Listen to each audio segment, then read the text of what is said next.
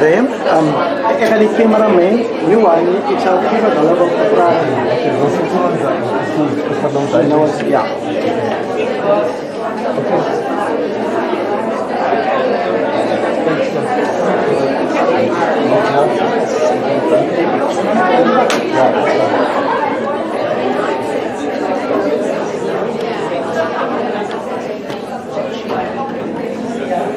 Yeah, sure.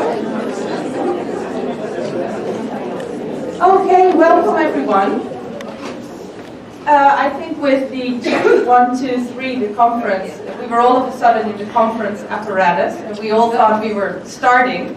But this is the official start of the conference, New Materialist Reconfigurations of Higher Education, the 10th annual New Materialisms Conference. For the first time in South Africa, for the second time outside Europe. The first time outside Europe was in Melbourne. But what is this conference tradition? So what we want to do with this, now 10-year-old tradition is to explore the new materialisms as a burgeoning field of research. We started in 2009 in Cambridge, when new materialisms, when the conference was not yet called the first New Materialisms Conference. It was just a conference that was put up by Jussi Parikka and Mila Tiainen. And what they wanted to do was bring together some scholars that worked around new materialisms as theories and also new materialist methods. And we still want to do that. I have a Google alert on new materialisms, and I keep getting very interesting literature suggestions every day in my mailbox. We also have always wanted to situate the research that we're doing in local, and I put between brackets, disciplinary contexts. This conference focuses very much on education, which is because the new materialist education research is being done here at this university. We're seeking transversal connections between the new materialisms and adjacent fields. And very interesting here in the case of the 10th conference is that the conference has been organized back-to-back with the Deleuze and Guattari Studies conference here in South Africa, so that these connections can actually materialize in very interesting ways. We also want to, and that's what we've always wanted, to network the growing community of new materialist researchers. So for me it has always been very nice to see familiar and new faces at every single conference. And then we always try to present the community's latest networking tools and their fruits, so to speak.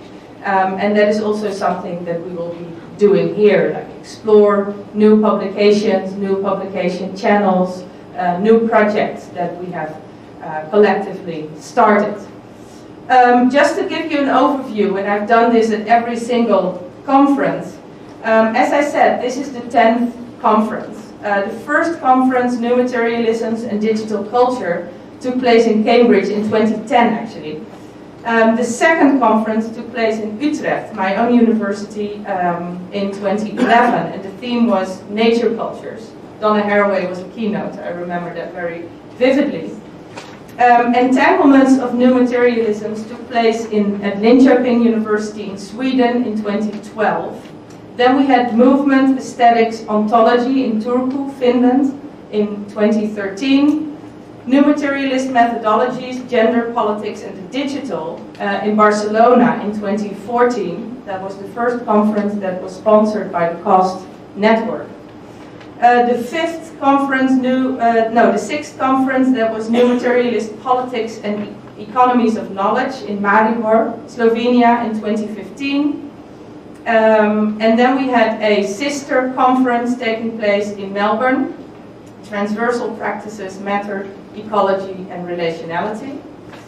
The seventh conference, Performing Situated Knowledges, Space, Time, Vulnerability in Warsaw, Poland in 2016, and that is when Viv and I started to talk about bringing this conference to South Africa.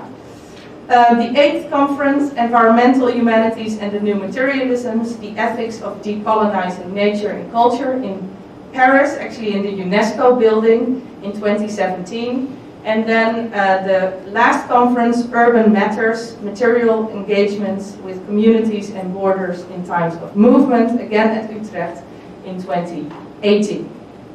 And now we're here in South Africa. We basically presented this conference at the very end of the conference in Utrecht, and this gesture will be repeated at this conference. So at the closing plenary we will present the next location, the next theme, and also the exact dates and the website of the 11th conference, the 11th Annual New Materialisms Conference. Before I give the floor to Viv, I want to thank a few people. First, of course, Vivian Bozeler for taking the plunge, for organizing this conference, for agreeing to take on this task. Together with Carol Taylor, Chantel Gray, Delphi Karstens, Nikki Romano, Sadiq Motala, Viv and I have organized the conference. We've had many Skype conversations, WhatsApp groups and whatnot to get this done. I want to thank the anonymous peer reviewers for their hard work on our abstract submissions. I want to thank my own rector, Henk Kummeling, Professor Henk Kummeling, for funding a bit of the conference. He's also a professor here at the University of the Western Cape. And I want to thank the keynote speakers, you as presenters, and the volunteers for being here. I think, without further ado, the floor is for Viv, the main conference organizer.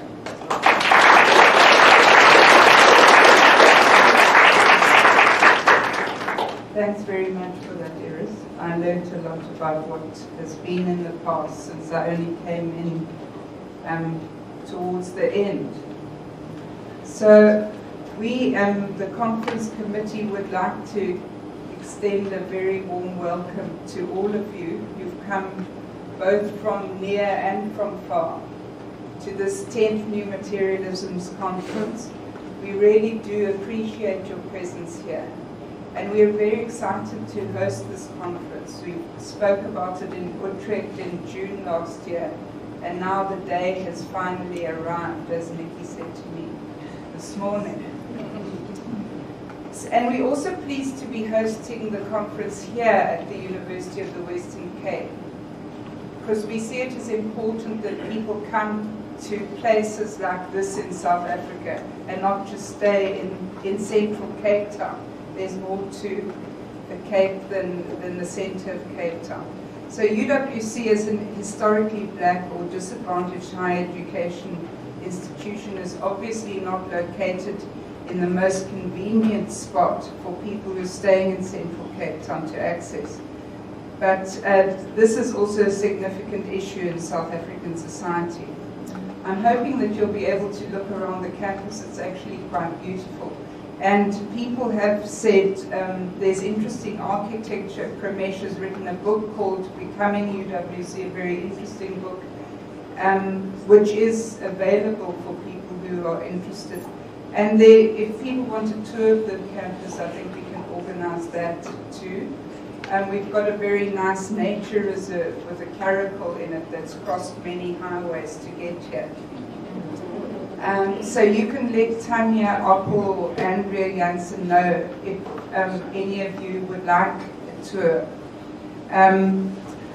We're hoping that the South African and more particularly Cape Town flavour of the conference will become discernible as the conference unfolds.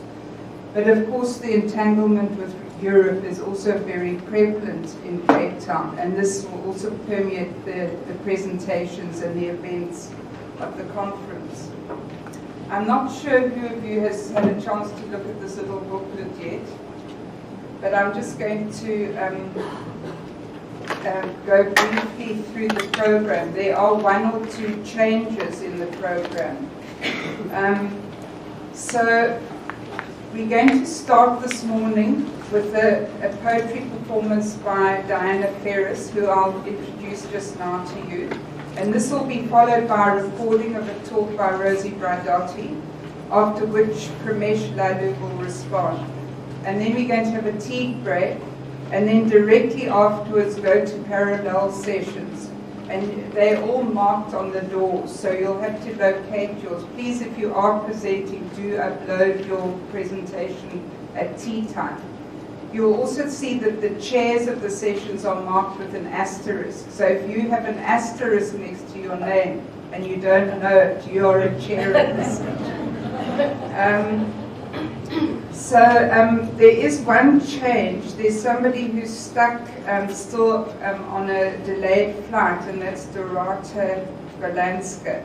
She's in the right in the last parallel session in the Kreisburg room. So we've moved Magdalena Gurska and Catherine Thiele up to her slot, and she's actually going to be on Wednesday. So if you can just note that, if you were going to her presentation, she will be in the Caracal room, and it will be presentation 13.4 on Wednesday, just before the keynote speaker.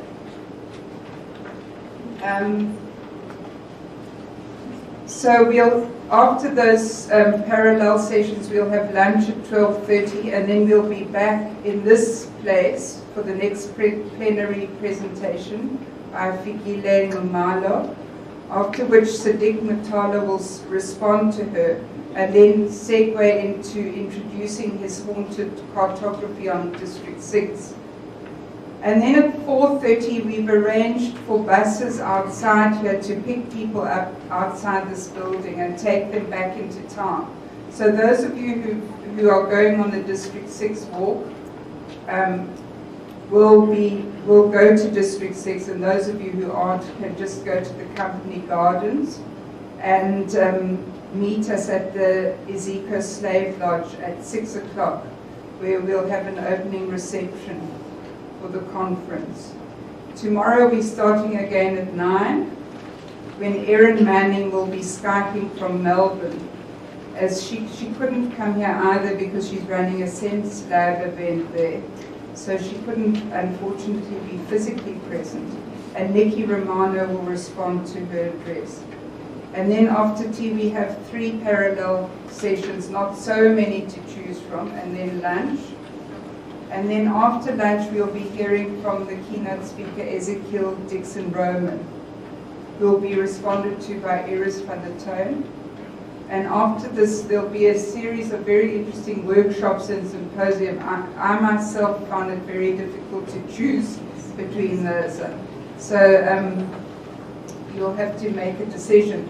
And actually, Brenda Cooper's writing workshop, there's an explanation of that on the table, if anyone's interested in it.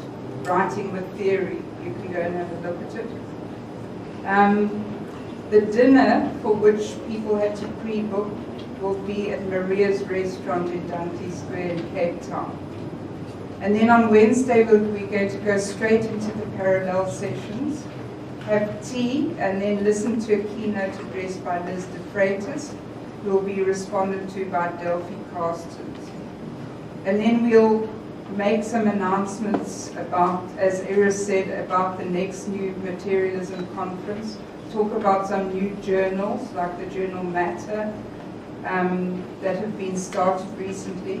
And I think we might say 1 or 2 things about the Deleuze and Guattari conference, if you'd like to, Chantal, but that's going to follow directly after that. And I know that there's a workshop at 2 o'clock on Wednesday on Guattari's 3 ecologies after this conference ends. So I'd like to now start with the program before we lose any more time.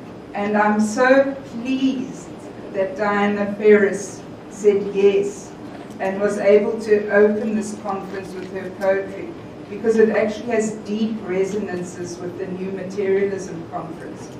We started the Women's and Gender Studies postgraduate program at UWC in 1995, and Diana was one of the first students to enroll. I remember you standing in the GEU.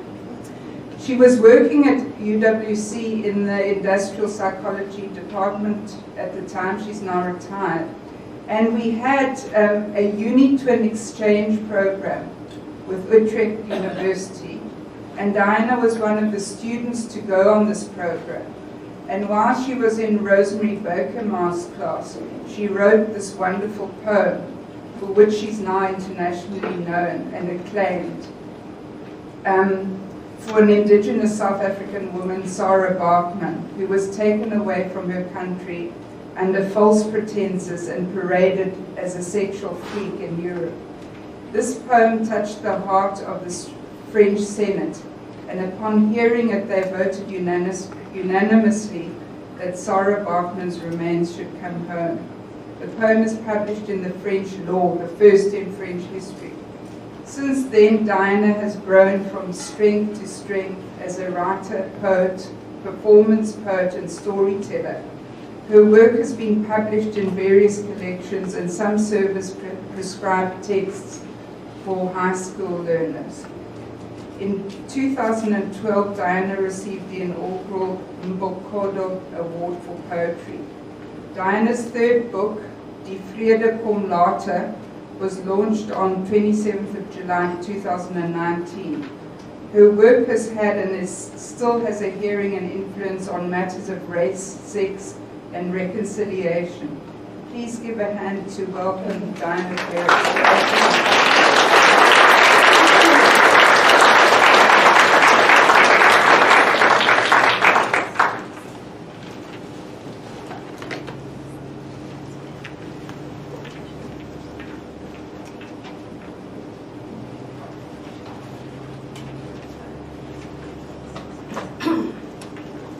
Thank you so much for that wonderful introduction, Vivian.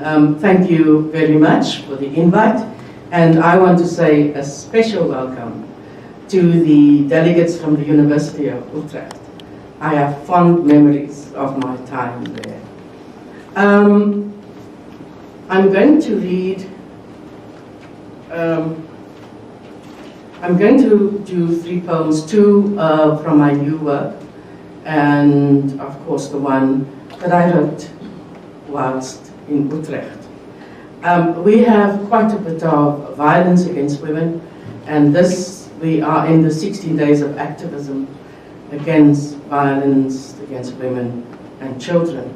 We had during this year 2 female students killed, and it was a very difficult time for us, and I reflected on that.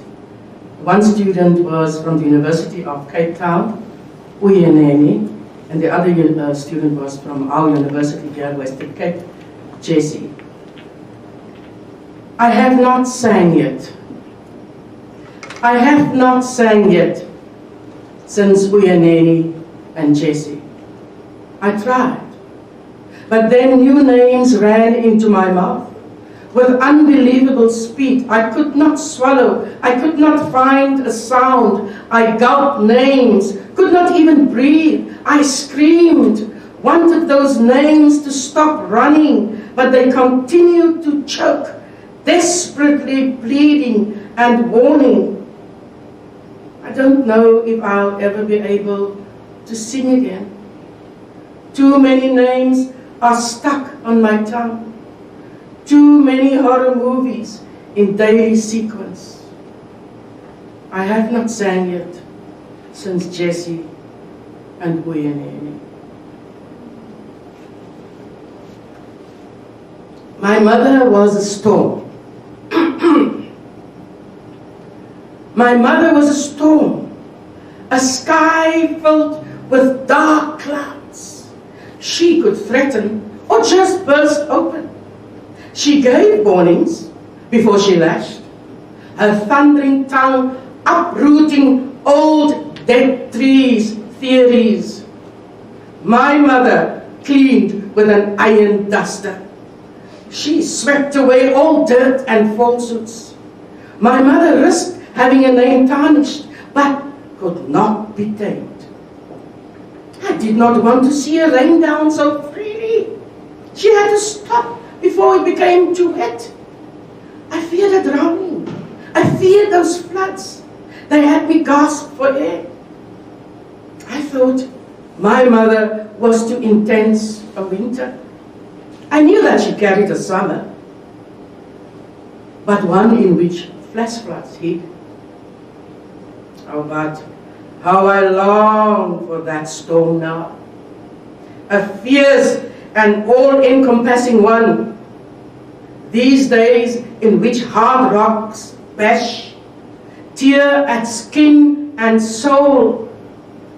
I wish my mother could enter the sky and with an angry wind gather the clouds, rain down hard and dissolve those rocks, still so intact, so smug.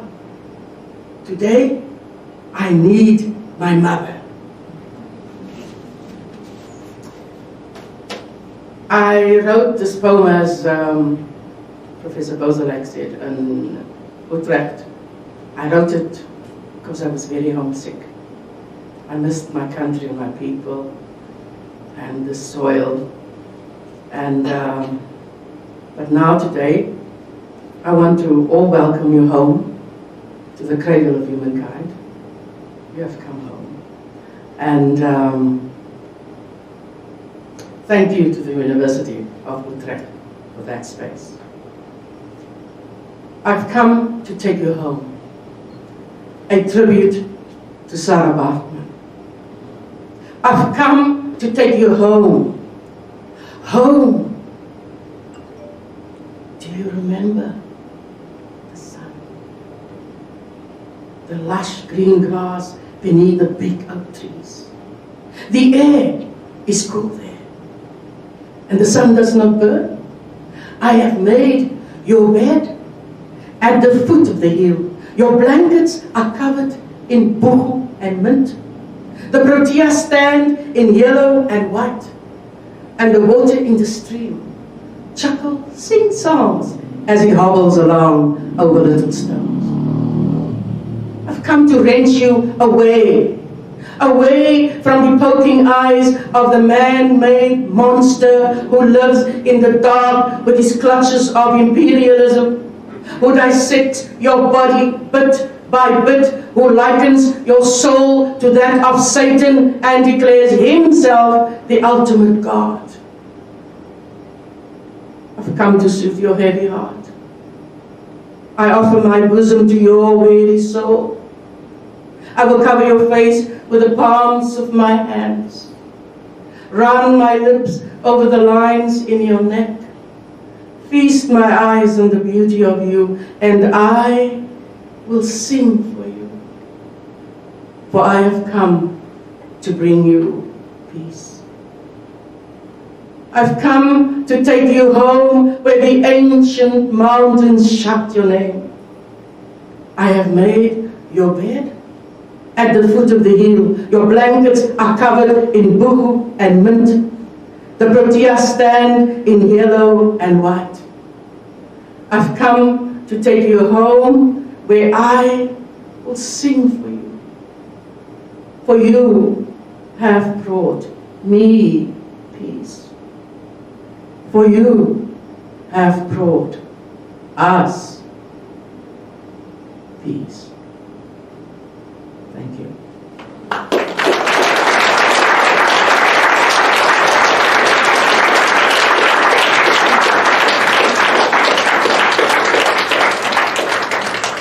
Thank you so much, Rainer. I never failed to be moved by your poetry, especially the last poem. It is so powerful. And I couldn't think of a more fitting opening to the conference, so thank you. We're going to go on now, and if I can, I'll get to Rosie's film. So I'm going to be showing Rosie's talk, which is pre-recorded. It's also quite special to me that Rosie is doing this keynote, because she also has a long association with UWC. I went to a course on discourse analysis as part of the UniTwin program, and then decided to do a PhD at Utrecht University. And I was studying in the Women's and Gender Studies Social Sciences, and my supervisor was Selma Sevenhosen, and my colleague Denise Jones from Sports and Recreation Science Studies here at UWC had Rosie as her PhD supervisor. So we went over there from time to time for supervision and to give seminars, etc. And then Selma and Rosie also came here from time to time for supervision, also to give seminars at UWC. So Rosie does have a very long association with UWC. And in the acknowledgements of her 2002 book, Metamorphoses Towards a Materialist Theory of Becoming, she acknowledges one of her visits to UWC where she says, and I quote, "The 2-week visit to the gender unit at the University of the Western Cape in Cape Town, South Africa, in October 1997 was also very important to me. This was sponsored by the UniTwin exchanges between UWC and Utrecht University." And she also gave us this book at it, which is, I see to my colleagues at the Western Cape at the time. I think this was her PhD thesis actually. So most of you do know Rosie. You know that she grew up in Australia, and she went initially to the Australian National University, and then she did her PhD at the Sorbonne. She has honorary degrees from a number of universities, a knighthood from the Netherlands, and she's a distinguished professor at the University of Utrecht. She's also was founding director of Gender Studies and Humanities at Utrecht University from 1988 to 2005, and was the first scientific director of the Netherlands Research School of Women's Studies. Since 2009, she's been an elected board member of the Consortium of Humanities Centers and Institutes, which I think you're also part of, Ramesh. Her publications include Patterns of Dissonance, this book, 1991, Metamorphoses, 2002, Transpositions, 2006, Nomadic Subjects, 1994 and 2011, Nomadic Theory, 2011, The Posthuman, 2013, and most recently, Posthuman Knowledges, 2019. She also recently co-edited Conflicting Humanities in 2016 with Paul Gilroy, and the Posthuman Glossary with Maria, I don't know how to pronounce her surname, Havayova, which are part of the book series Theory she edits for Bloomsbury Academic, which includes the book Socially Just Pedagogies, Posthumanist, Feminist and Materialist Perspectives in Higher Education, which she co-edited with Tammy Sheffer, Michalina Stembilas, myself, and which is actually coming out in paperback at the end of this month, which we're pleased to say, because those hardbacks are very expensive. And a number of people in this audience have chapters in that book. So let's have a look if we can get that recording.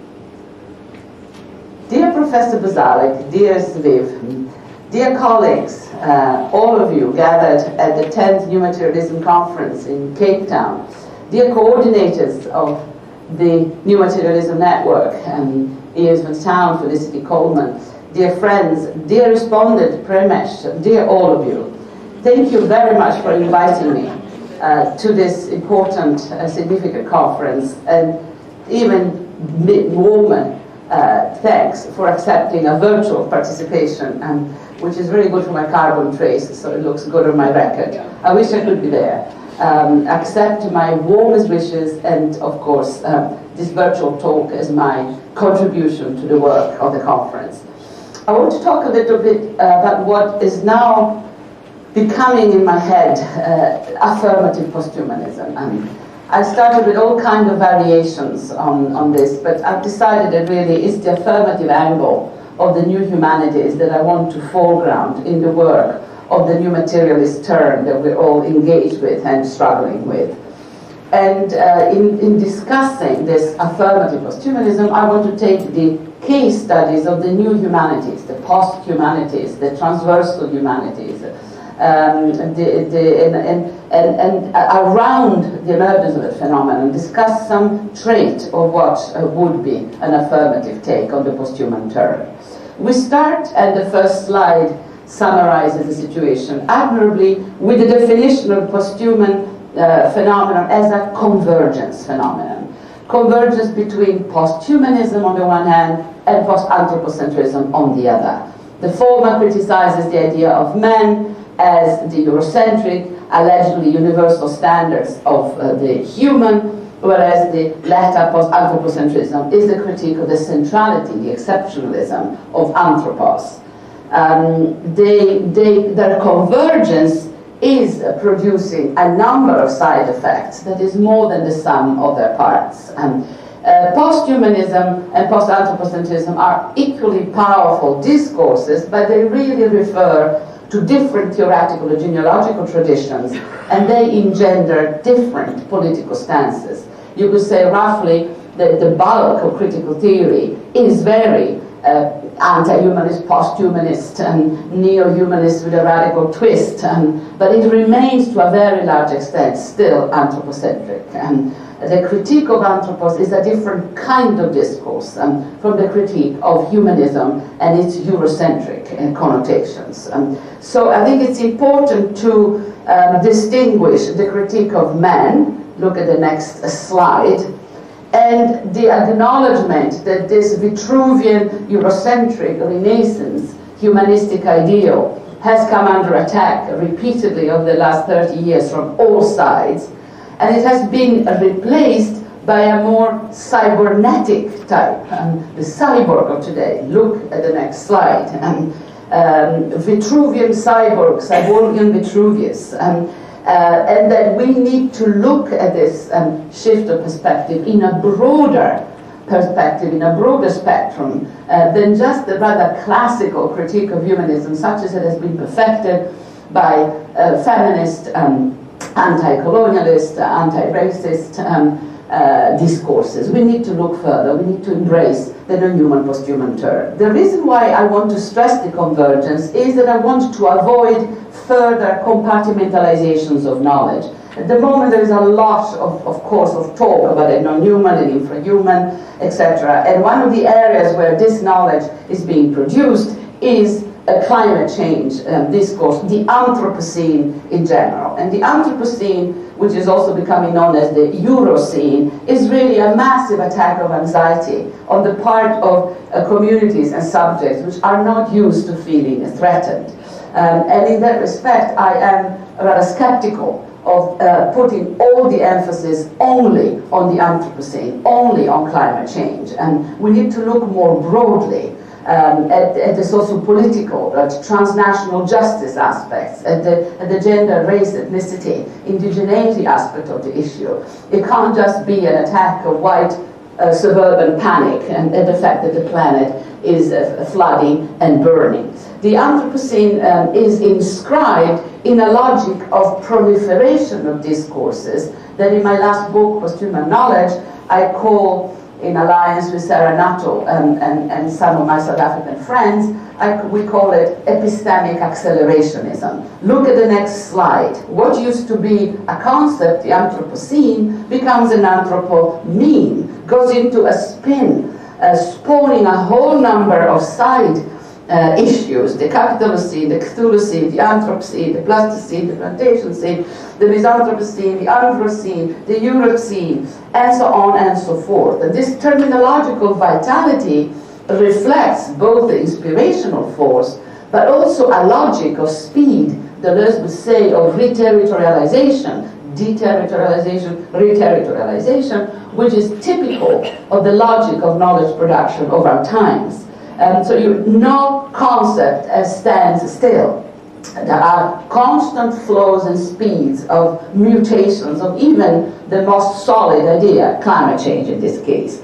So it's important that in this respect, in relation to the speeds and flows and the epistemic accelerationisms, to keep a broader picture and treat the post-human convergence as a convergence whereby we need to be looking at phenomena like climate change. We need to be looking at issues like, look at the next slide, and acknowledge that we are in this predicament together, but we are not one and the same. We are positioned in dramatically different locations.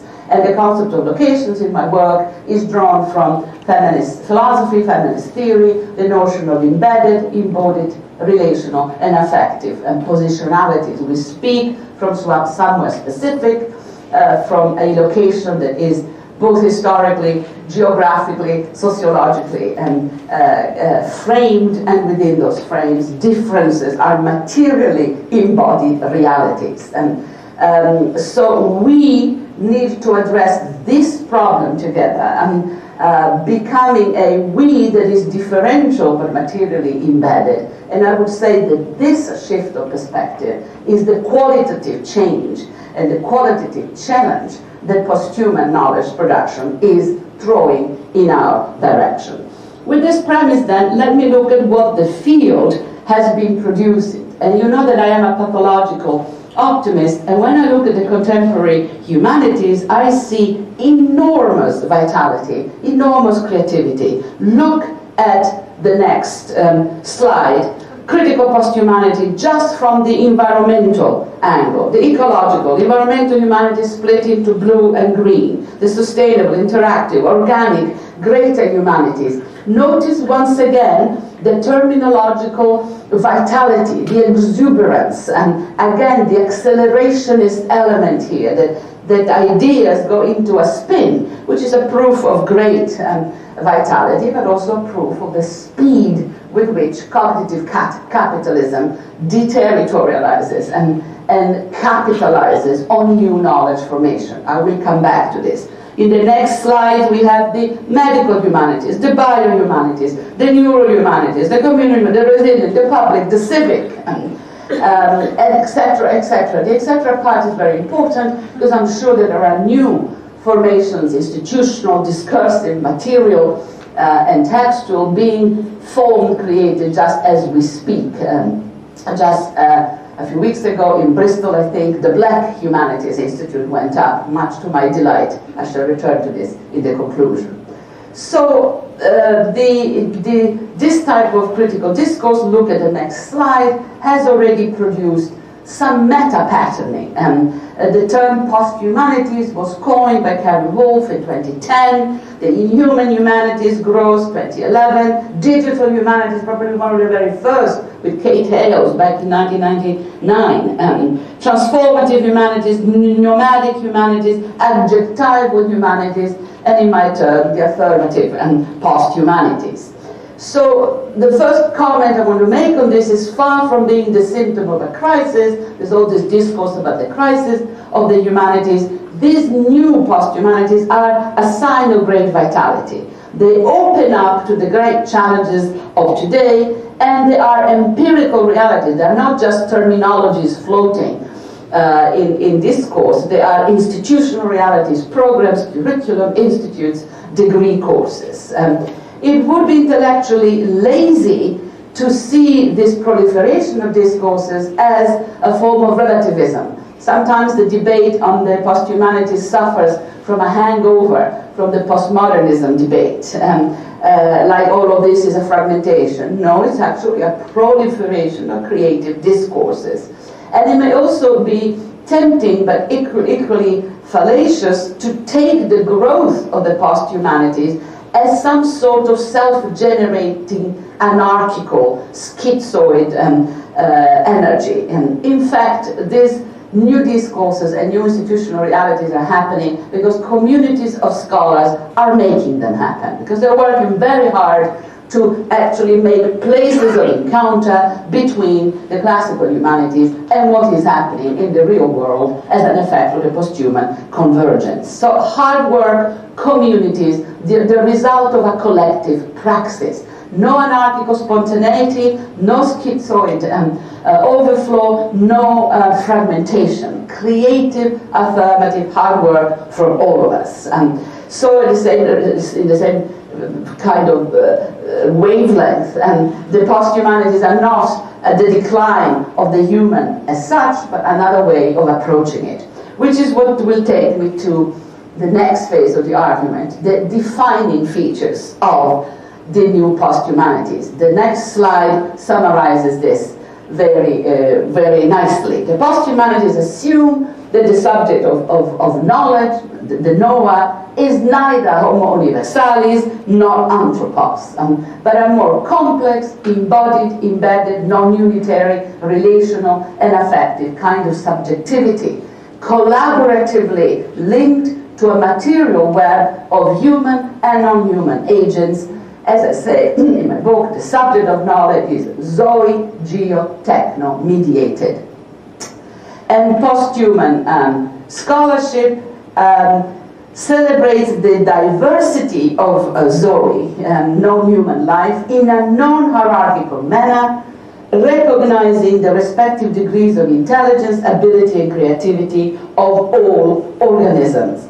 This implies that thinking is not the prerogative of humans alone, but it is, as Stacey Alewa puts it, the stuff of the world. And it thinks everywhere around us. If by thinking we mean heterogeneous assemblages of collaborative knowledge-making and knowledge-producing systems, and organic, non-organic, Zoe, geo, techno-mediated systems.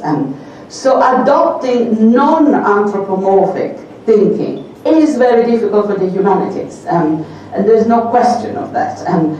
It is the single biggest challenge for a discipline that has assumed not only homo universalis but anthropos as the point of reference. And anthropos with the second sex and the other races, and anthropos with his sexualized, racialized, naturalized others is still an anthropocentric worldview.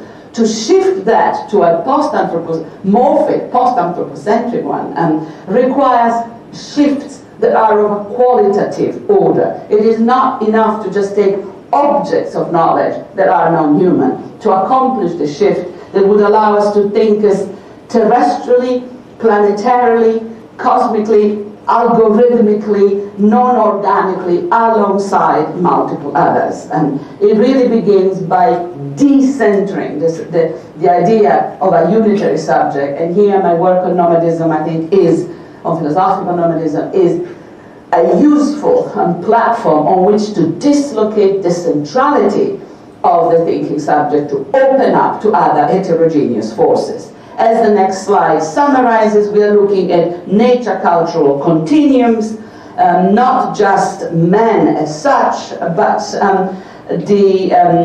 the mediation of other forces. And today we see a great deal of emphasis on kind of neo-naturalistic roots of thought. I'm thinking of my preference for critical Spinozist work done with Deleuze, Serre, and another form of non-deterministic naturalism. There is a lot of interesting scholarship on the renaturalization of philosophical thinking, of theoretical thinking, which sort of relocates nature from the site of inequalities and hierarchy to a continuum nature-culture-media that is our second nature, and within that continuum, new power relations, new forces, new way of locating the activity of thinking, the activity of critical engagement, and the production of knowledge. Today, there are not only new objects of inquiry, hyperseas, meta-objects, codes of all kinds, but there are qualitative shifts, as I said before, that bring the notion of self-organizing, non-human system, organic and non-organic, to the core of the discussion. It is a vital non-deterministic type of materialism that is working here, that places the genetic codes alongside the algorithmic codes as co-producers of understanding of the world that we're living in. There is a qualitative difference between accepting the structural interdependence among all species and organisms and treating non-humans as knowledge collaborators. But my point is that in the post-human convergence, in the age of computational networks and synthetic biology on the one hand, climate change and the erosion of basic freedoms on the other, in the age of the fourth industrial revolution and the sixth extinction, learning to treat non-humans as knowledge collaborators is exactly what we need to do. We need to defamiliarize our habits of thought from the mental hubris that consists in putting the human man at the center. And in this respect, the conventional humanities are facing quite a challenge, and they need to learn from feminist philosophies, race critical theories, post-colonial theory, how to take a distance, how to defamiliarize their habits of thought, saying goodbye to ways of thinking that have become so familiar that they actually prevent us from grasping the complexities of reality. So it's a methodological issue here, how to move beyond social constructivist habits of thought that have located nature as a social construction and as the site of inequalities. How about we start from a nature-culture media continuum, co-produced by heterogeneous assemblages of human and non-human agents that position subject of knowledge as a zoe-geotechno-mediated, humans included, but not only. So these are the defining feature of this new humanities, the shift that I would like to see towards a critical, affirmative post-humanities and within the accelerating speeds of capitalism. Let's look at the two pillars of the critical post-humanities, and look at the next slides, the digital and the environmental. So let's look at some of the defining features to make maybe a quick overview of what is at stake here. First of all, these new humanities claim to be the new humanities. They are highly socially relevant because they deal with the Anthropocene and the algorithms, respectively, and they deal with the sixth extinction and the fourth industrial revolution. They couldn't be more relevant. The European Commission would be very pleased. Here we have the grand challenges. They're very pragmatic, materially based discourses with a very strong historical and literary component, as well as the standard textual ones. They also have a very strong relationship to science studies, to cultural studies of science and technology, and to media studies. And both are hugely, hugely popular with students and with funding agencies. What is critical about these digital and environmental humanities is a question of thematic, methodological, and conceptual issues. Thematically, they deal with non-human object of studies, and that's clear, straightforward. Methodologically, they overcome the vision of a denaturalized social order that would somehow be disconnected from its environmental and organic foundation. It would somehow be unmediated. They call for more complex schemes of understanding the multi-layered interdependence of nature cultures today. Conceptually, the defining feature of the post-humanities, which makes them critical in my eyes, is their supradisciplinary character. They're not just interdisciplinary, they're supradisciplinary, transdisciplinary. The driving forces is not the policing force of disciplinary allegiances or the zeal of minority politics. The driving force for the post-humanities is new modes of relation and cross-hybrid formations and across a whole number of different discourses. These new humanities prosper to the extent that they show the ability and the willingness to move on. And the strength of the critical post-humanities is precisely their relational force and the porous natures of their boundaries. So they make not only for the quantitative proliferation, but also for the qualitative shifts. They represent an alternative to neoliberal organization of knowledge in the neoliberal university system, but they're also a renegotiation of the terms of neoliberal governance. It's a subtle game with capital because both the environmental and the digital humanities are very popular with the corporate sector, are very well funded, are friendly with cognitive capitalism. I will return to this in a minute. But as a force of transformation, they renegotiate the terms of their relationship to the markets.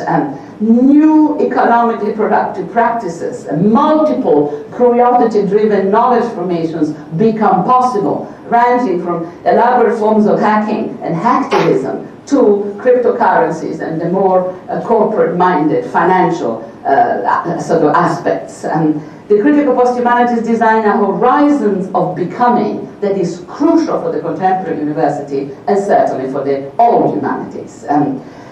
There is again an issue of warning here. I'm not talking about a relativistic schemes whereby we would have a proliferation of new humanities endlessly. It's rather a term that I prefer, that I've become more and more attached to, is perspectivism. Multiple perspectives being developed in a transdisciplinary manner, in a dialogue across not only the two cultures, humanities and science, in the 1950s definition of the problem, but across even the interdisciplinary critical studies areas that have been developed over the last 30 years. Think of feminist science studies going on Newman, encountering the Anthropocene, becoming feminist transnational justice, to give one example of how these heterogeneous assemblages move on and proliferate. So what we need here is a way of approaching this growth of knowledge is a diversified materialist approach, materialist perspectivism, which is the antidote to relativism, as a way of grounding these knowledge productions. And the difference between relativism and this is a matter of ethics. Becoming here is a force of affirmation of alternatives, is not an empty or a profit-minded deterritorialization for its own sake. And it is the affirmation of alternative ways of going about the production of knowledge. So this is not to say that neo-humanism has disappeared from the picture. A lot of the post-humanities re-embrace forms of radically revised humanism, non-Eurocentric humanism, non-androcentric humanism. I'm thinking, of course, of all the brands of non-European humanism, which since the dawn of race theory and post-colonial theories have been in a dialogue, in a critical dialogue with Eurocentric humanism, the Fanonian kind of humanism embraced by so much of post-colonial theory, embedded very much in Paul Gilroy's work of today. Sartre in his preface to Fanon saying humanism will prosper very well outside the West, and the African tradition of Ubuntu, the Buddhist tradition of alternative humanism, all of that is very much on the agenda. Other humanisms are becoming possible, not the Vitruvian European one. There is the compensatory neo-humanism of the Kantian thinkers of animal rights, from Peter Singer to Martha Nussbaum, who would like to give human rights to everything, to all non-humans, in a form of Kantian universalism that I'm critical of, but I can see the force of it at the same time. And then, of course, there is the socialist humanism, the Marxist humanism that says we have to protect the human because it is still to come, because capitalism is preventing that human from emerging. So let's fight for the socialist revolution and the human will be liberated. I'm much more skeptical of this form of socialism that I know very well because it is my political family. I prefer to run with the Deleuzian critiques of the Marxist utopia, or the Marxist messianic vision of the human to come, and think if we want a new human, we better start constructing it together within the politics of immanence, within a radical politics of collective co-construction of alternative ways of emerging as subjects, and doing that in the mode of the post-human convergence and the heterogeneous assemblages that I argued for in the first part of my talk. There is no time to waste in further messianic discourses. Let's get down to work. So post-humanist affirmative values led by sort of perspectivist, embedded materialist approaches. And here the key words also for the ongoing developments and for future perspective remains convergences. And what is happening in the fields right now is further convergences across even the two big pillars, the environmental humanities and the digital humanities. All kind of crossovers are happening. And to describe some of them, let me take a step back and say, if we look, just look in your own universities at the environmental and the digital humanities, such as they have been constructed as institute centers, degrees that look at the earth and at computing systems respectively. If we just look at them, what is the most obvious criticism that we can make of their institutional practice? I think, look at the next slide, I think that there are two criteria by which we can assess them. The first is that the human is never a neutral term. So I would ask both the environmental and the digital humanities to please define what is their understanding of the human, respectively. And secondly, I would look very carefully at the cognitive character of advanced capitalism. Look at the next slide. The human is not a neutral term. Do we need to even say that in a conference of this scale and scope? The human is not a neutral term. It is a term that indexes access to specific powers, values and norms, privileges and entitlements, rights and visibility. Critical questions about the limits of humanistic universalism, the non-neutrality of the human, certainly did not wait until postmodernism to be voiced. They were voiced from the 17th, 18th century onwards by the likes of Olympe de Gouges during the French Revolution, who criticized the absence of reference to women in the Universal Declaration of Human Rights, wrote the Universal Declaration of Women's Rights, and was sent to the guillotine instantly for her effort. Criticism of humanistic universalism also voiced by Toussaint Louverture, also during the French Revolution, leader of the Haiti Revolution, applying the principles of universal brotherhood to the abolition of slavery, an incredible experiment in Haiti, squashed by the French Imperial Army, with Toussaint Louverture being sent to jail and exile. So no amount of universalistic claim can conceal the fractures, the internal contradictions, and the exclusions that have always composed the notion of the human.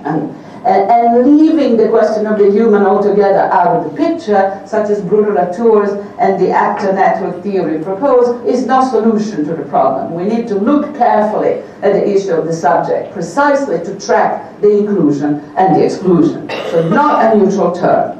Second element of the criticism, look at the next slide, cognitive capitalism.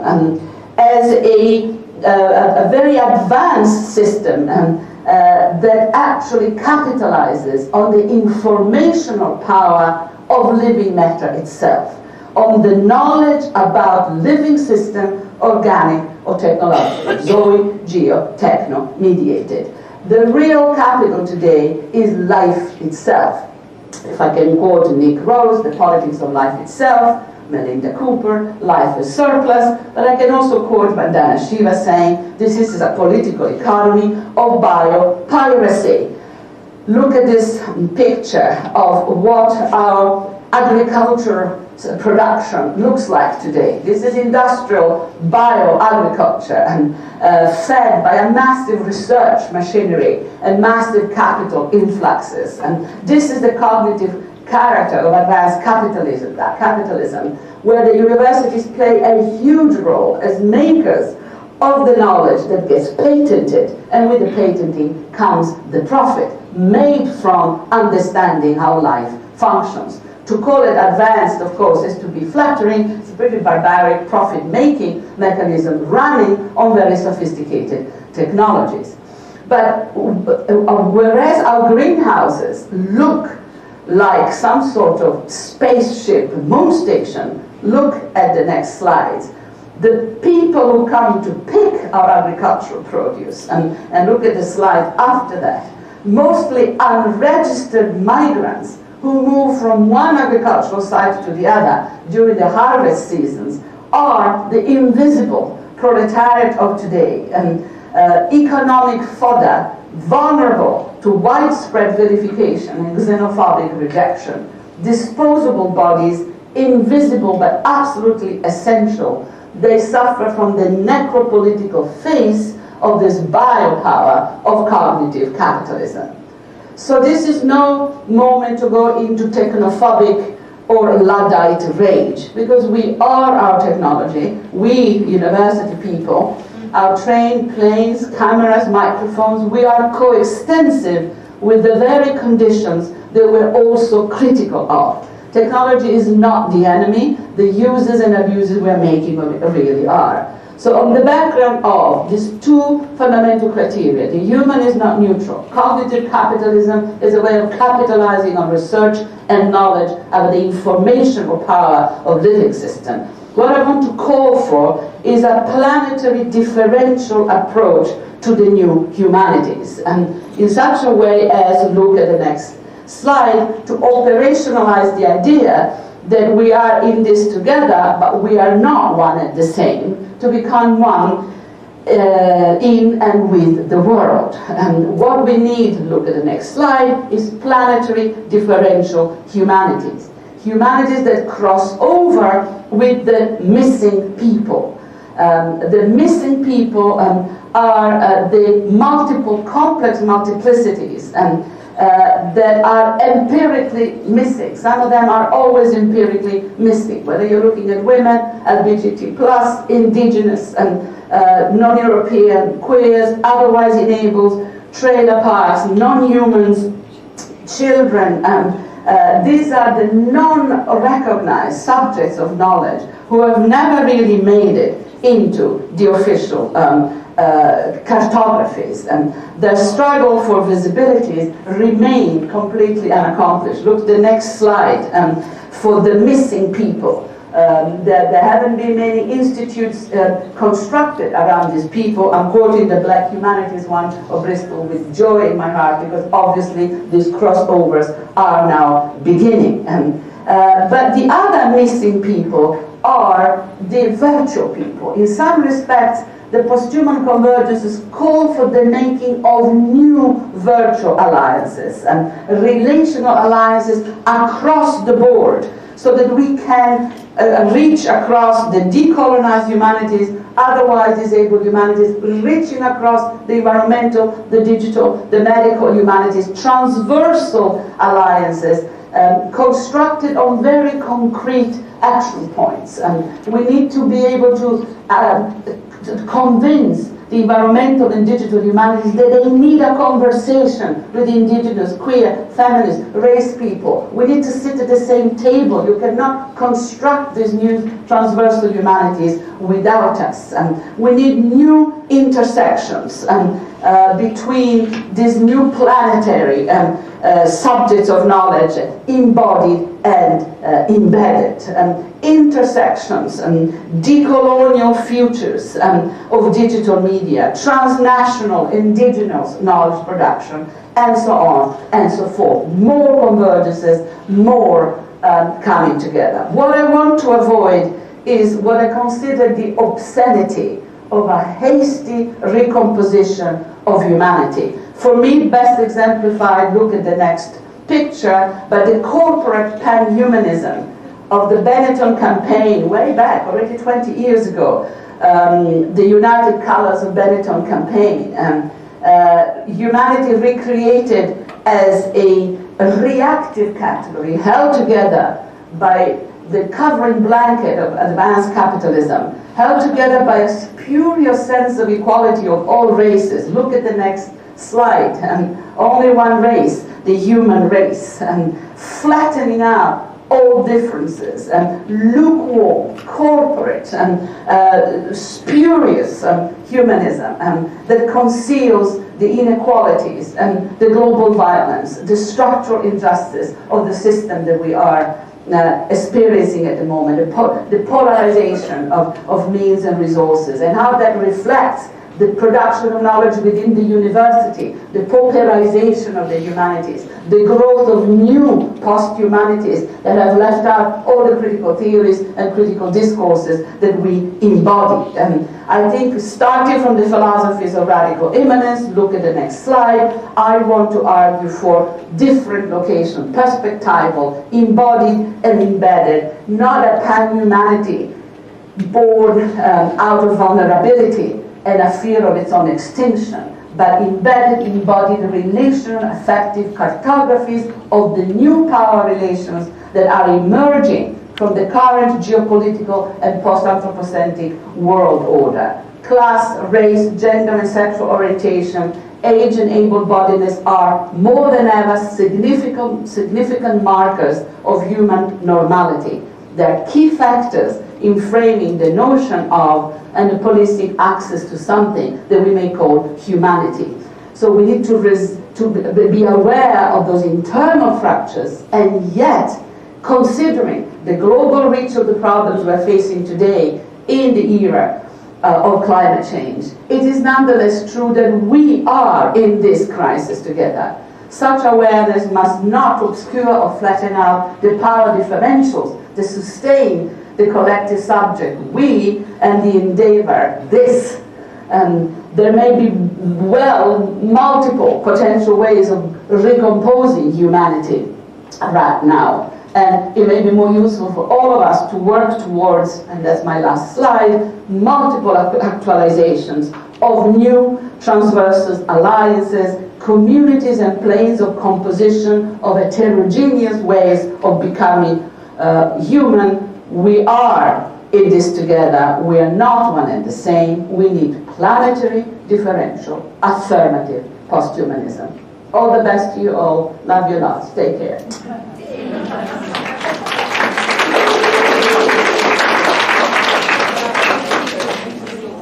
I'm going to say very rosy, I must say. So unfortunately, Rosie is not going to be able to come on the screen or anything. She has had a death in her family, and she's very pleased though that Pramesh Lalu is going to do a response to her presentation. I just want to say a few words about Pramesh before he comes up. He's the founding director of the Center of Humanities Research and the principal. Mark's gone off. Andre, can you call him? Thanks.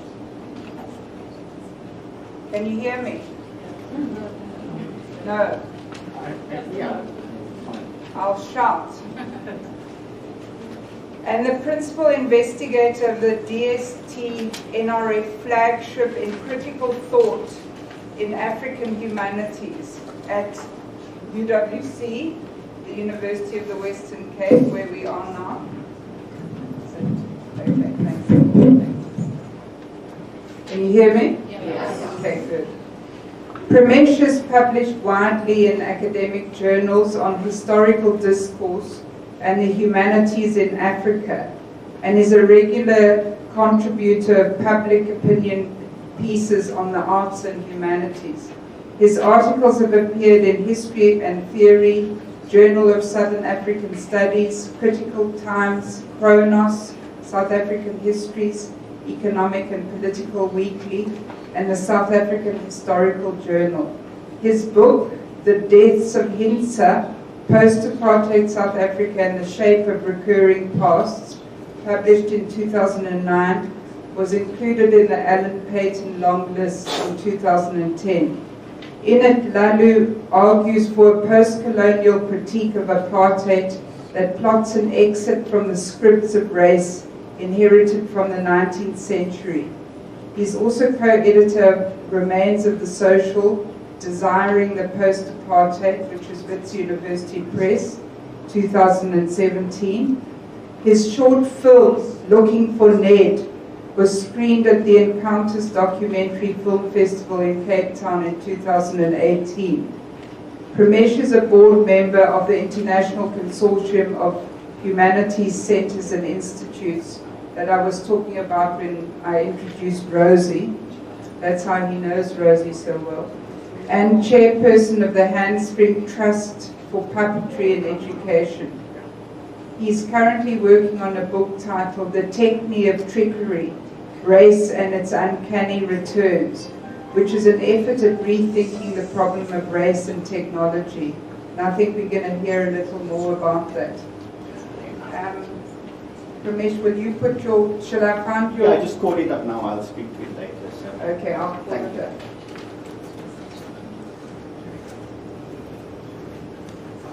Yeah, I'll come to this image in a little bit. Thank you. Thank you very, very much. This past few days, while I was preparing my remarks for the session, good friend Tejumolo Olania, who is a colleague from Wisconsin University, passed away. And so I want to dedicate these remarks to Teju, who is, I think, one of the most remarkable scholars on cartooning in Africa. And his book that he was working on, which I heard him speak about a few months ago, unfortunately, will not see the light of day with Teju around us. So I'm really, really sad for the passing of Teju, but I want to offer these remarks as a tribute to him. So thank you, Rosie, for inviting me to respond to your keynote, and to the organizers of this conference for the opportunity to participate in this session. One of the enabling consequences of new materialist thinking is the manner in which it eschews sectarian standpoints that have proven so debilitating in the academic humanities in our times. To the extent that Rosie's presentation emulates the best of the protocols of new materialist approaches, I will offer some abiding genealogical commentary against which to test some of my own research on race against the meta-commentary on the critical post-humanities. I once asked Rosie for help in understanding how post-humanism might approach the problem of race. I will not rehearse the full extent of the exchange that resulted, except to say that Rosie was dissatisfied with what she referred to as the anthropocentrism of much critical theory on race. It is a view with which I agree in the main. I have always assumed that my own efforts to offer a different reading of the problem of race converge with the trans-hemispheric planetary impulse for which Braidotti advocates. But judging from a recent exchange, Braidotti very much believes that my efforts at producing an alternative genealogy of neoliberalism through a rescripting of a problem of race falls into what you might call a partitioning of critical thinking at a time when the world is burning, flooding, and bursting. In our brief correspondence, Rosie expressed concern that my argument about race and technology, like most critical theory, remains firmly anthropocentric. I invite you to be the judge. I want to approach Rosie's paper with a question. Can an epistemic acceleration and an infectious optimism offer us a different perspective on race? And if so, to what ends? With a nod to Paul Virilio's caution about the masochism of speed, I tend to agree that a critical post-humanities may offer us a new perspective on race. Where I might part company, though, is with the conclusion to which this perspective frequently leads. One of the problems with meta-commentaries on the humanities is that they generally proceed from a present marked by a sense of despair. My growing dissatisfaction with the narrative of despair has drawn me to Rosie Braidotti's affirming elaboration of a project of critical post-humanities, arguing that critical post-humanities is a convergence phenomenon that is placed at the intersection of post-humanism and post-anthropocentrism. Braidotti notes how the notion of the post-humanities is a gesture towards an affirmative concept that defamiliarizes our mental habits. For Braidotti, the post-human subjects of knowledge need to become subjects who desire otherwise. In preparing my comments for today, I was particularly struck by a formulation in this affirmative restatement of the tasks of the critical post-humanities. Braidotti notes, the post-human expresses the belief that the human is its own overcoming, because the human is a relational entity that becomes in and with the world. I would like to test this idea against an effort to rethink the problem of race that has preoccupied my research over the past few years.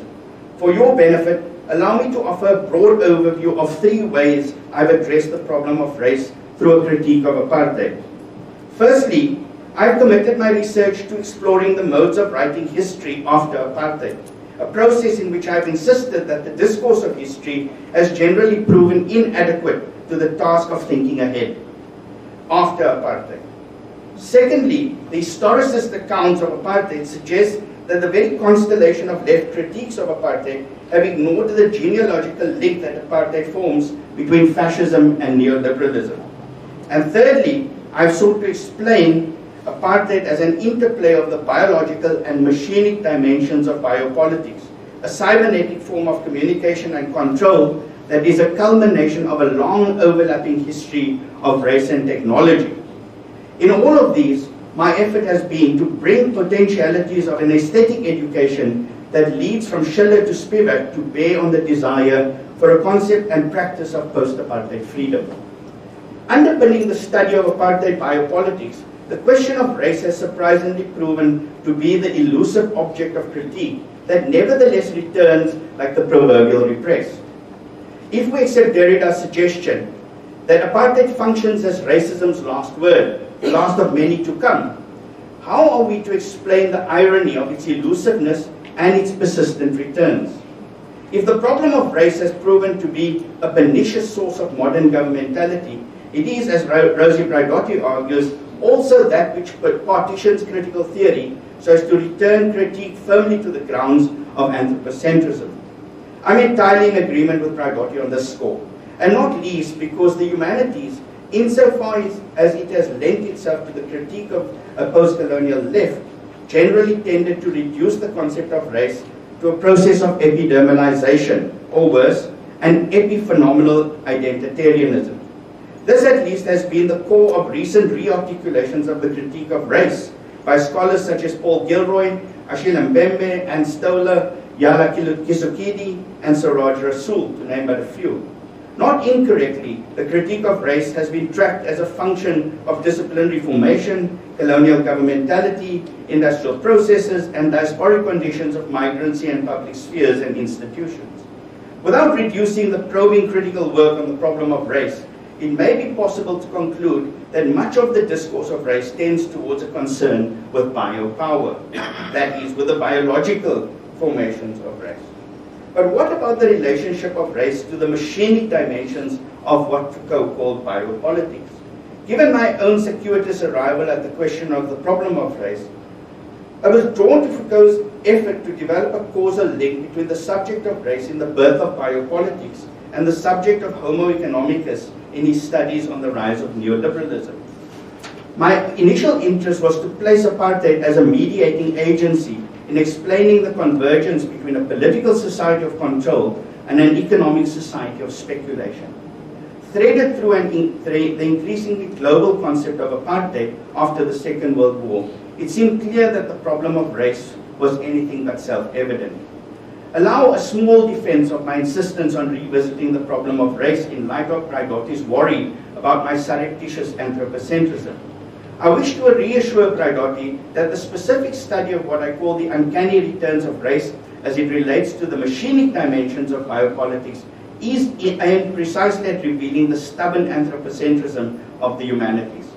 I agree with Braidotti's general assessment of the fold of the human into the technological as a point of departure of a critical post-humanities. But as I will suggest, there is a tendency to downplay the degradation of communication technologies in the machinic dimensions of biopolitics that threaten both critical theory and critical post-humanities. And this is where I will disagree with my friend Rosie, in part because the uncanny returns of race threatens to undo the very potentialities of a critical post-humanities if it is not grasped in the general process of the becoming technical of the human. Where might one launch an alternative genealogy that establishes apartheid as a link between biopolitics and neoliberalism? Rather than begin as Foucault has with Velasquez's Las Meninas, I propose that we begin with a painting by Francis Danby titled The Opening of the Sixth Seal, and it's a very indistinct, it's a very dark painting in more ways than one. But I will say a little bit about it, and you're going to have to trust my reading of this painting, and you're going to have to trust my eyesight. I've been to the optometrist, and I can assure you that my reading is going to be... Can you turn out the light? We could see it better. We might. I think there's a switch here. Okay. I'll draw your attention to some aspects of this painting which I think are important.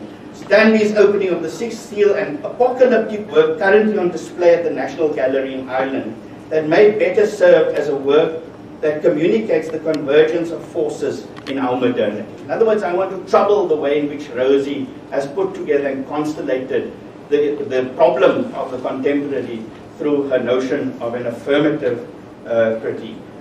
Few works of art keep watch over the drama of a changing world of the 19th century as Danby's opening of the sixth seal.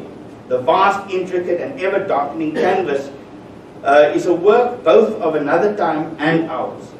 If the work marks the passing of the institution of slavery, it also announces the arrival of the revolution in scientific communication. The opening combines two elements in its composition that will prove critical for reinscriptions of the problem of race. On the one hand, it conveys a sense of the milieu in which the abolition of slavery unfolded in the 1830s. I think I've lost my image. Yeah. Let's move whatever.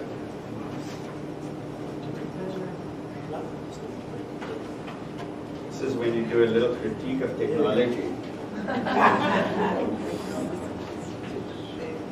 All right, I think I might have been responsible for that. So on the one hand, it conveys a sense of the milieu in which the abolition of slavery unfolded in the 1830s. On the other, it draws the eye of the viewer towards a lightning bolt breaching the growing chasm between heaven and earth, signaling the coterminous revolution in communication technologies. Often read as a representation of the onset of an apocalyptic world picture, the painting has long served as a reminder of the disorder and degradation associated with the displacement of slave labor by industrial technology. It bore the traces of an age of uncertainty and foreboding, not too dissimilar to ours. And like ours, it bore the untested promise of an expansion in technological resources. There is much left to say about Danby's painting, and much more to consider about its circulation, ownership, and the debate the work generated in a fledgling 19th century public sphere.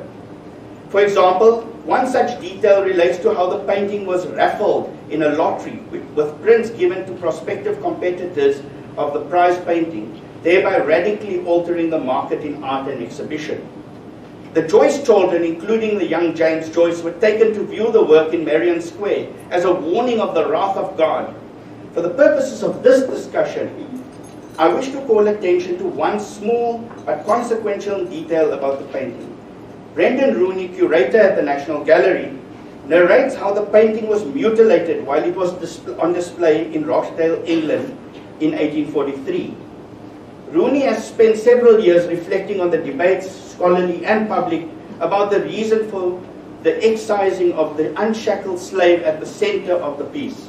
Someone walked up into the gallery and there's a slave that you cannot, that's completely obscured in this image, but basically mutilated the painting and cut out the slave, the unshackled slave, with his arms stretched out to the heavens. In its current display in the National Public Institution in Dublin, one notices with a little effort the stitch with which Danby restored the work and returned the figure of the emancipated slave to a scene from which it had been excised. The mutilation of Danby's painting is indeed crucial, in part because it reveals the sources of the apocalyptic in the work of art. On this read, the slave, I would argue, receives its full subjective meaning as slave only once it is sutured and stitched back into the canvas. At the level of ownership, the painting assumes a further significance. Soon after its repair, it was subsequently sold to one John Walter Brett, who, as the story goes, devised the idea of global telegraphic communication based on an idea that came to him as a bolt of lightning in the 1840s. The story goes that he was sitting with his brother with this painting in view, and the bolt of lightning drew his attention to the possibility that a revolution in communication might be possible. And so in a cryptic moment in the history of science, we have a form of communication that will today give rise to mass communication, as we sometimes call it. Perhaps the bolt of lightning in Danby's painting must be read along the lines of the speculative horizon of telegraphic communication, rather than as a sign of the wrath of God. In other words, I am drawing a connection between Danby's painting, the abolition of slavery in which it participates, and the scientific revolution in communications inaugurated by 3 undergraduate students at Cambridge University in the early 1800s, George Babbage, John Herschel, and William Peacock. Amongst them, Herschel, who had settled at the Cape, not far from here, in 1834, would influence Darwin through his preliminary discourse in the study of natural philosophy, a text that revolutionized communication in the sciences. The revolution is often credited for bringing method to an ever-increasing dispersal of scientific inquiry that would render science vulnerable to the uncertainties of the future. So by way of conclusion then, let me return to Braidotti's worry about how critical theory remains a bifurcated project firmly rooted in anthropocentrism. Danby's painting conveys the sense that the birth of the revolution in scientific communication that was enabled by the abolition of slavery in the 1830s set in place an interplay of the biological and machinic dimensions of what Foucault would call biopolitics. In other words, Danby anticipates Braidotti's critical post-humanities. However, the displacement of scientific communication by an informational aesthetics over a period of 2 centuries eroded the critical potential of communication that brought the humanities into being in the first instance. Apartheid was of the order of such a cybernetic loop, a machinic condition of biopolitics that constrains, even forecloses, a theory of post-apartheid freedom. The net aim of this cybernetic loop is to transfer the potent signifier of race from the biological to the machinic, from slave to technology. Danby's painting inaugurates a long process over 200 years in which a form of communication that marked the birth of the public sphere and with it the humanities is displaced by an informational aesthetic that results in the uncanny returns of race. The racial remains of the end of slavery are folded into an ongoing technogenesis in the process of the becoming technical of the human. In 1958, Hannah Arendt would begin to suspect the political implications of the rise of this informational aesthetics in the co-evolution of human and technology. Arendt echoes what Norbert Wiener, the founder of cybernetics in 1948, referred to as a human condition trapped in an informational loop.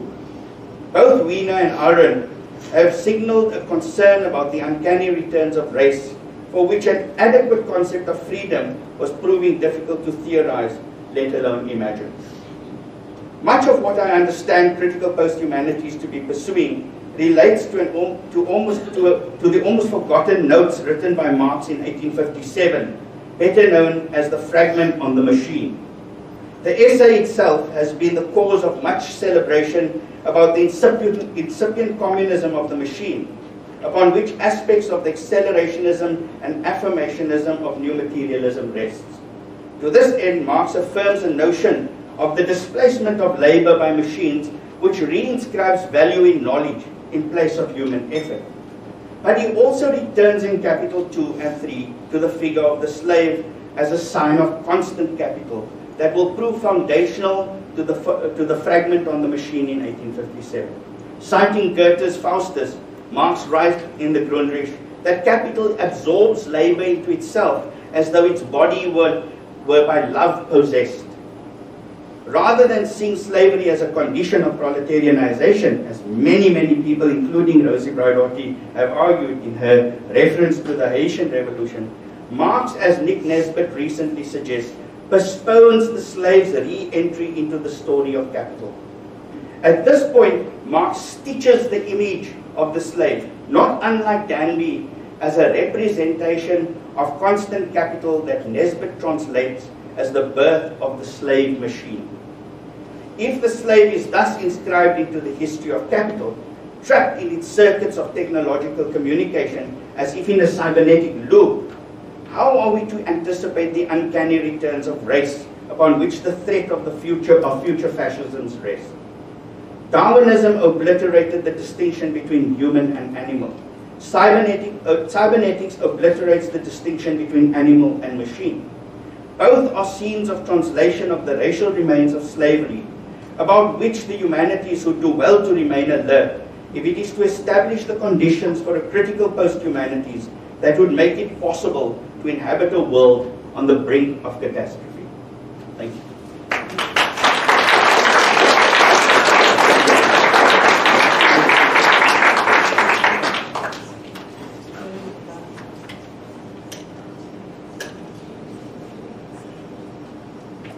Thanks very much for that information and doing it at such short notice too. I'm quite amazed at what you managed to produce. We have reached, it's 25 to, and tea's supposed to start at 10:30, but I thought it would be very flat if we just left here and not respond at all to Pramesh's talk at least. I don't think anyone can answer questions for Rosie. We could perhaps have comments. But should we just take one round of questions before we go to tea, and then still try to stick to our time and start the next session at 11? So can I call for one round of questions, and Pramesh can maybe respond to them? Do we have a roving mic?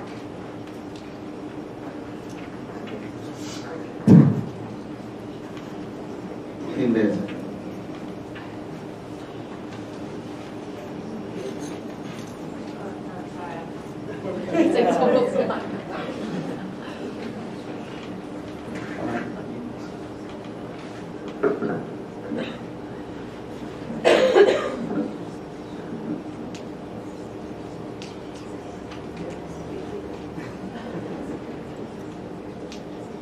We're going to break for tea. Well, let's wait a minute. Nothing comes.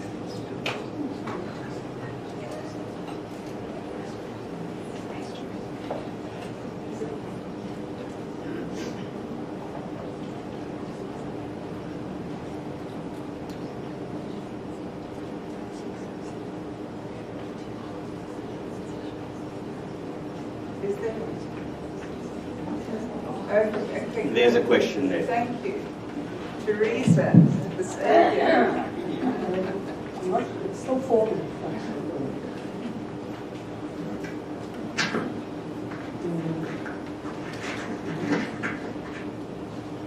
Thank you, Dario.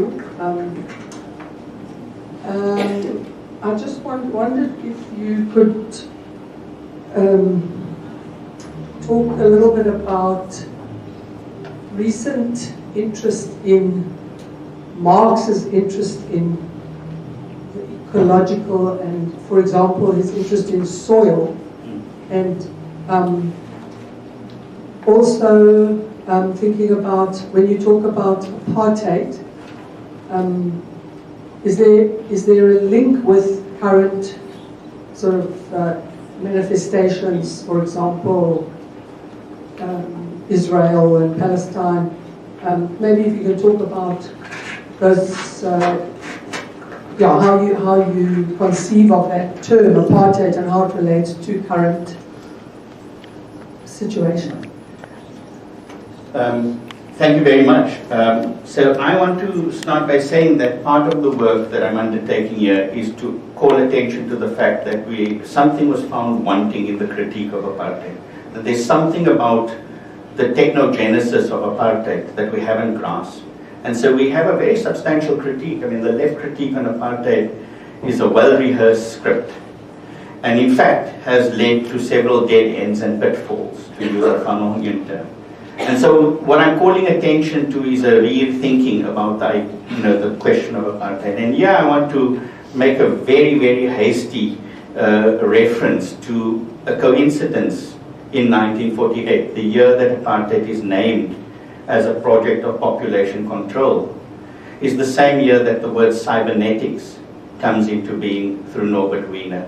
Now that coincidence for me is not, as all coincidences are, there's something else going on there. And partly what this references is a way in which fascism had not retreated after the Second World War. In fact, it had reorganized its terms of engagement. So it's not unusual for scholars in the center that I work at now to go back to the 1920s and the Gestalt debates in Germany, where Verwoerd, who was a student, a PhD student who had written a dissertation called The Blunting of Emotions and tested this theory through what's called the Augsburg memory apparatus to test psychological susceptibility, was in conflict with another part of the Gestalt debate in Berlin.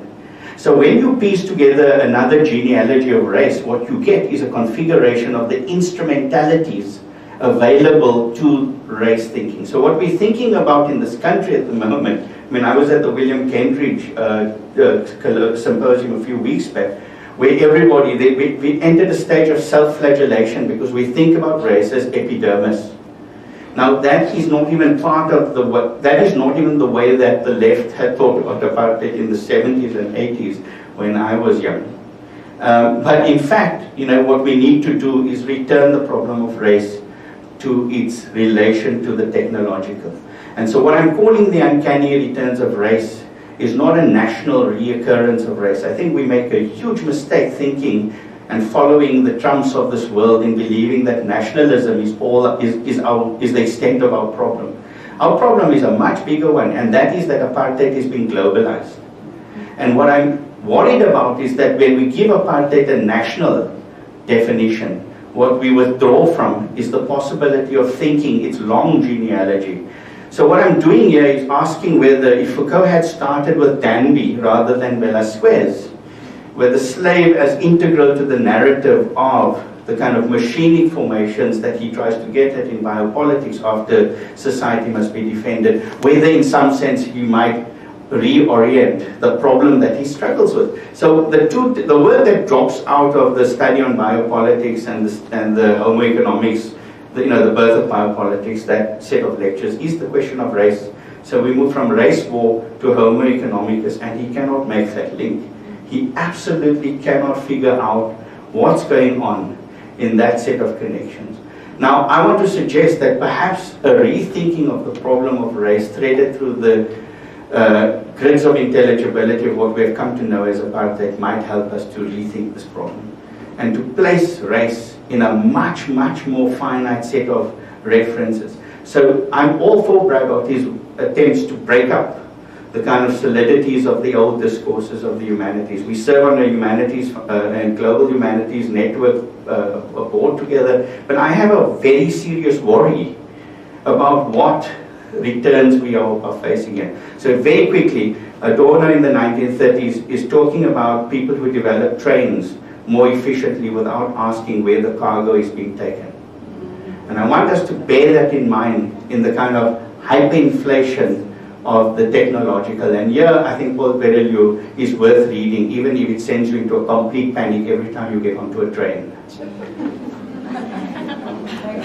I think we will have to end now. There's just an announcement. Everyone who's presenting after the tea, can you go to room 1E to sort out your presentation? Did everyone hear that? Let's go to room 1E if you're presenting after tea. For the presentations, so you can present room 1E. If you're presenting after tea, you can go to room 1E now to sort out the presentation. Thank you.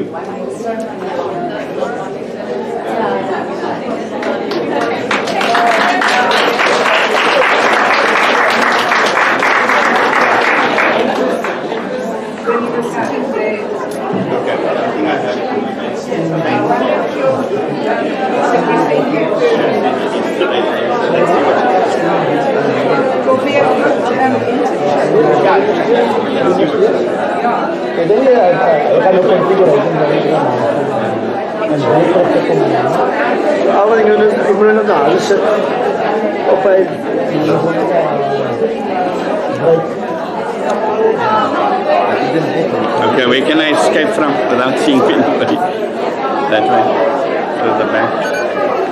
Okay. Did I get my flash stick? I just want to make sure. Is it in there? No, I've got it. Cool. All right, see you. Thanks. Okay, see you, bro. I love that.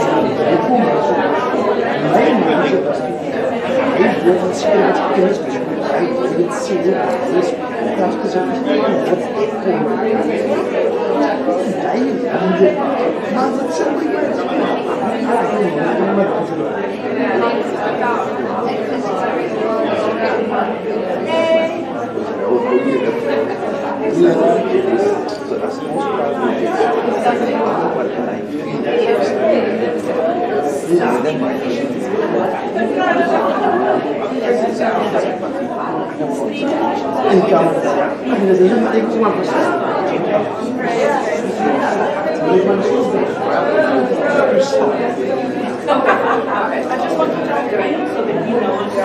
And I can give you this thing now.